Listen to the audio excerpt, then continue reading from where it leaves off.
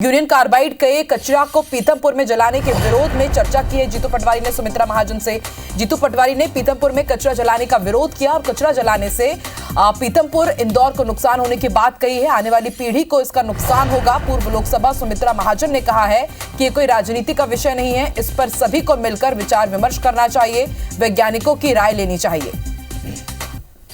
रवि हेमरा सिसोदिया हमारे साथ जुड़े हुए हैं। रवि, एक तरफ पीथमपुर पहुंच चुका है जहरीला कचरा, दूसरी तरफ लगातार इसको लेकर के सियासत हो रही है। एक तरफ सरकार के ऊपर भी प्रेशर कि 6 जनवरी से पहले कचरे का निष्पादन होना है, कोर्ट की तरफ से आदेश है, लेकिन लगातार जो विरोध आ रहा है उसके बाद अब क्या हो सकता है?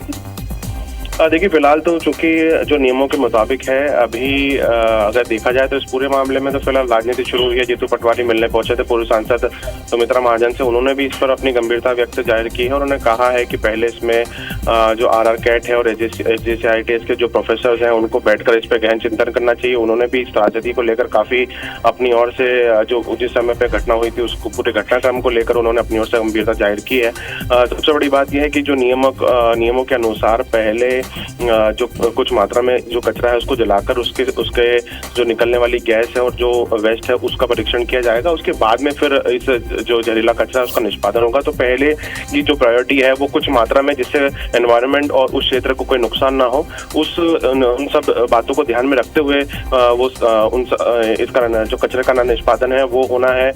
कचरा भले ही अभी फिलहाल पहुंच चुका है, लेकिन कहीं ना कहीं पूरे इंदौर, मध्य प्रदेश, इंदौर, पीथमपुर और आसपास के जो क्षेत्र है वहाँ पर सभी समाज सेवी और जितने लोग हैं वो सब इसका विरोध जरूर कर रहे हैं, क्योंकि एक बड़ी मात्रा में ये कचरा है और जिस तरीके से अगर इसके जलाने की व्यवस्था यहीं की जाती है तो कहीं ना कहीं बहुत सारे समाज सेवी हैं, अलग अलग संगठनों से जुड़े हुए लोग हैं, वो लगातार इसका विरोध कर रहे हैं। लेकिन उसके बीच प्रशासन और जनप्रतिनिधि हैं। सुमित्रा महाजन रवि कह रही है कि वैज्ञानिकों की राय लेनी चाहिए, लेकिन वैज्ञानिकों की राय लेने के बाद ही तो कचरे का निष्पादन तय किया गया है। सुप्रीम कोर्ट की गाइडलाइंस के हिसाब से सब कुछ हो रहा है और सुप्रीम कोर्ट भी आखिर किसी की जान को खतरे में क्यों डालेगा? ये भी बहुत बड़ा सवाल है रवि की। लगातार विरोध हो रहा है लेकिन सुप्रीम कोर्ट की गाइडलाइंस भी है।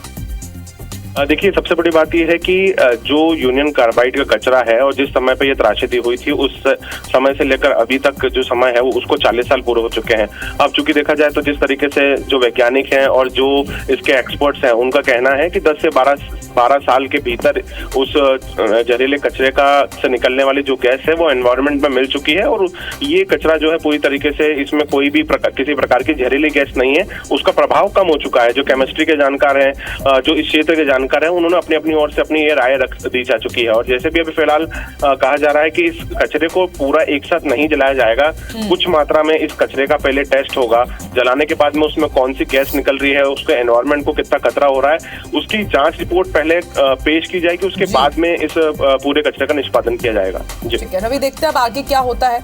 शुक्रिया पूरी जानकारी के लिए।